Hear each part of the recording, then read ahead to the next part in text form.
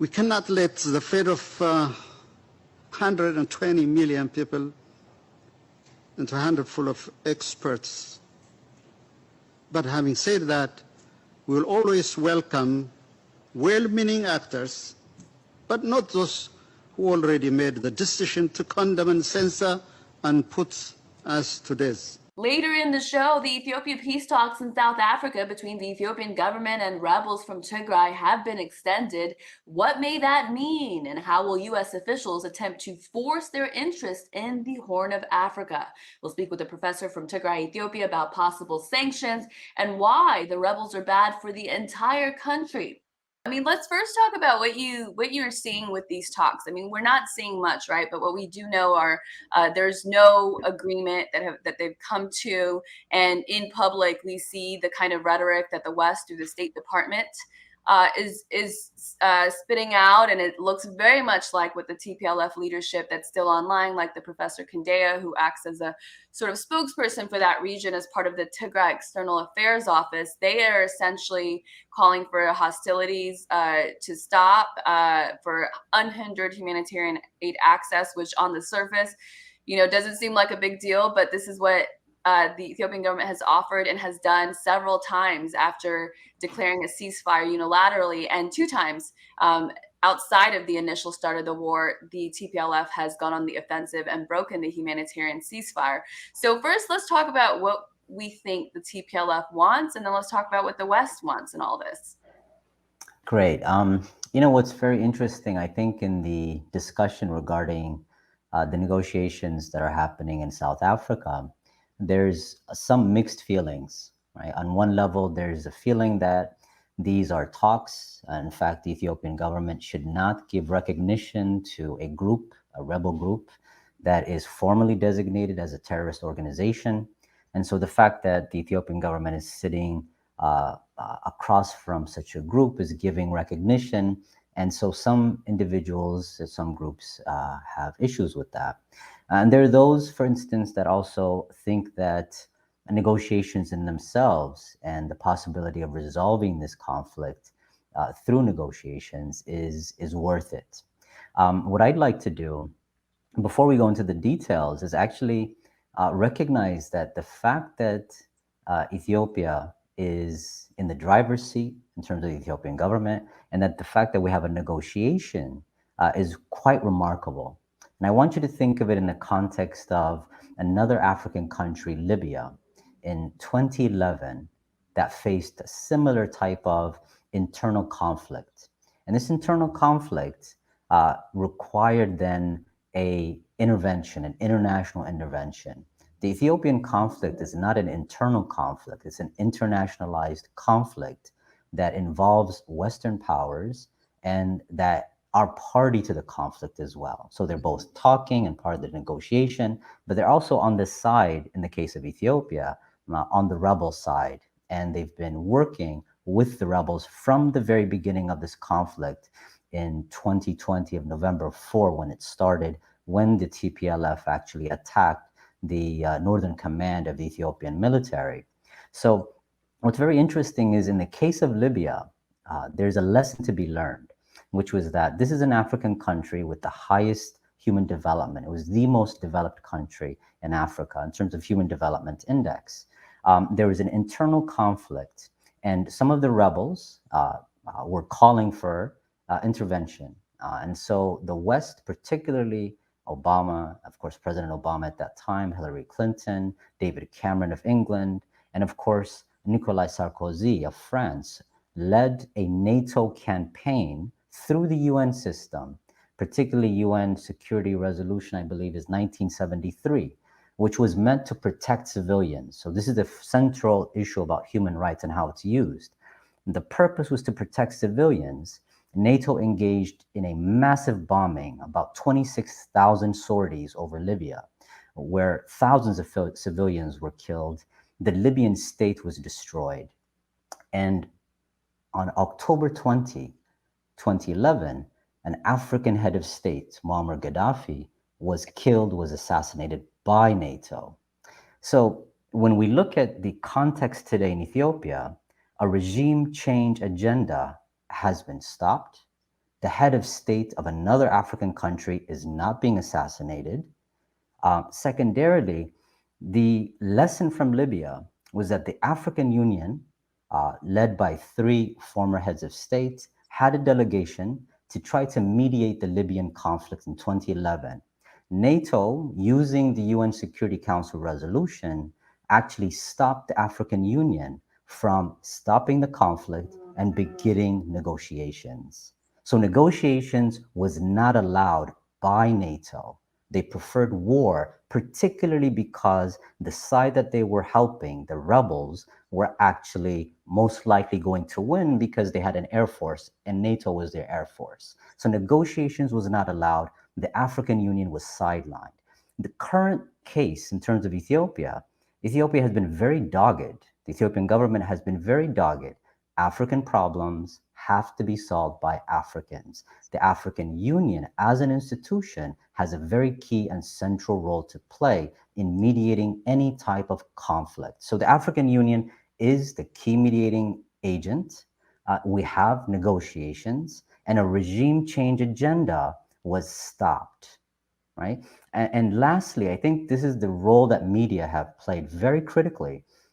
It's no longer 2011, right? So a decade has passed, and I think the lessons have been learned. And one of that is that the narrative, for instance, that painted Libyan rebels as liberators was found to be, after 1 year, even after the conflict, to be absolutely false. These are rebels that were engaging in torture, up to, at least based on UN and human rights reports, 8,000 prisoners that were held in various facilities that were being tortured.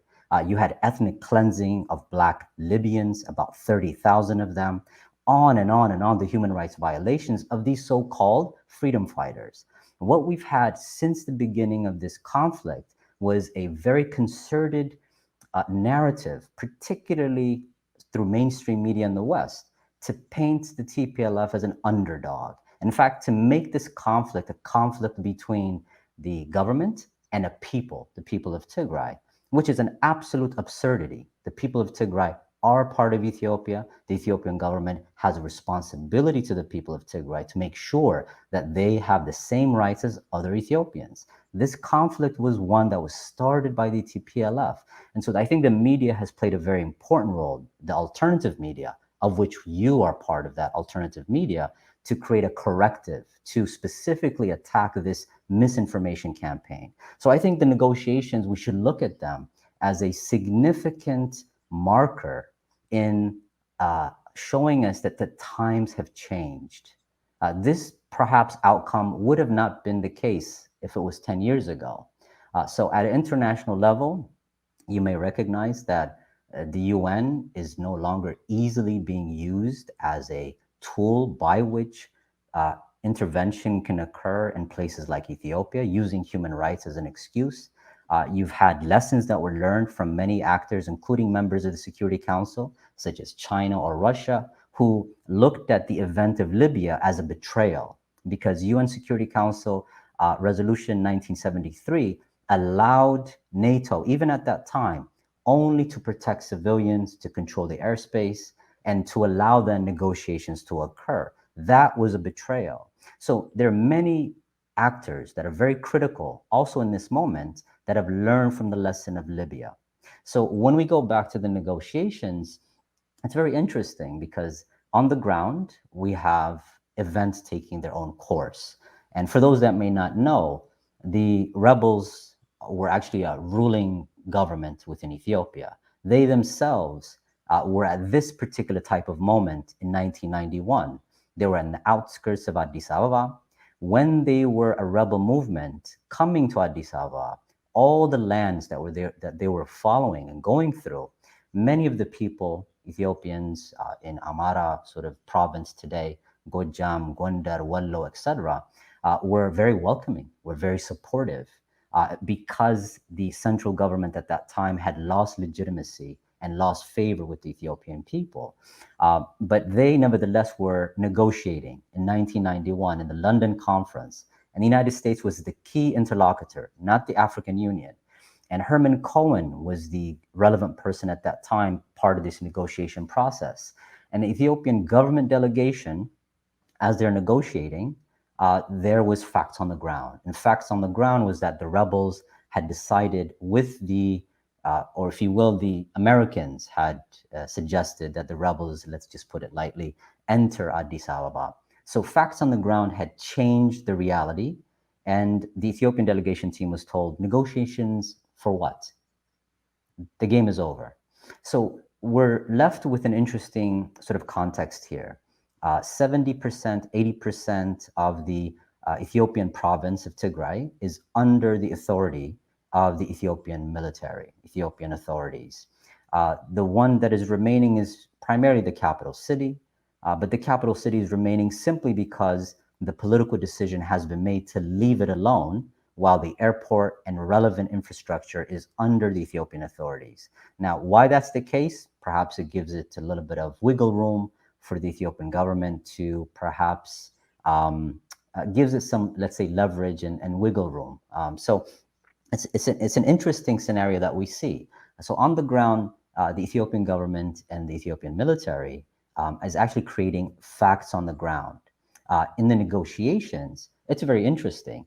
What possible questions or interest is it that the TPLF could put on the table? And what exactly is the Ethiopian government's demands? So this is a very interesting sort of scenario. If you notice, we've had 3 very important cycles of the war. So November 4, the TPLF, as their spokesperson and many other officials of their high officials and leaders have indicated, engage in a preemptive action. If you remember, there was an individual named George Bush who said that we have the right for preemptive war. If we think you're going to hurt us, we will actually attack you. In international law, that's called criminal. It's not allowed. Preemption is not allowed. If I think you're going to hurt me, Hermedla, and I simply throw something at you and hurt you, that will not stand in a court of law. And so That's actually interesting. Sorry to break up your thought. There's just so much here. That's interesting because that is one of the ways I think that the TPLF, justifies that attack, and that actually works for some of its followers and the activists in the diaspora. I've never heard that it's actually illegal to preemptively attack. So can you talk a little bit more about what you think about that TPLF narrative that we were surrounded and that's why we had to do what we did with in terms of attacking the Northern Command? You see, it's one thing. So the TPLF has its own narrative. And I think by now, anyone who's been following either the history of the TPLF as well as the nature of the conflict itself should understand the effects of propaganda.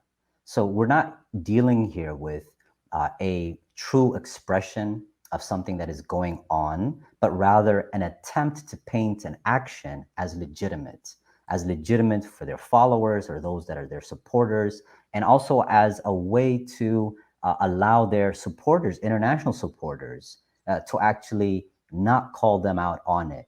It is really remarkable.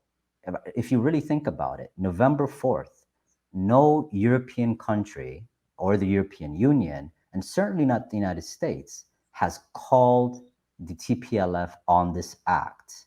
You had a bunch of civilians that stormed the White House, and the country almost melted down in the United States.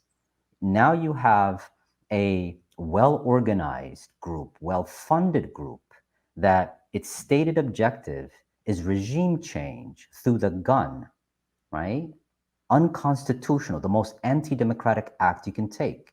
And that stated aim of regime change was then launched through a simultaneous attack of over 200 locations at the same time, well organized, well orchestrated, and in such a heinous fashion that it was a shock to the Ethiopian people. What they don't understand, and I think many people, in terms of even the supporters of the TPLF, is that that single act changed the nature of the existing tension and conflict back and forth between a newly placed central government with the Prosperity Party and the former member of the coalition, the TPLF, which decided, no, I don't want to be part of your party. I'll just be on my own, right? Which is their legitimate If they wanted to not even be a party and dissolve themselves, that's their legitimate rights. What is not really understood is the attack on one of the most important Ethiopian institutions was an attack actually on the Ethiopian people. And this became from the very beginning a very, very shocking and mobilizing aspect. And I think many people should understand that the mobilization was not because this is a group that claims to represent Tigray, but the mobilization was because this is a group that attacks an institution of the Ethiopian state and people. It was an attack against the Ethiopian people.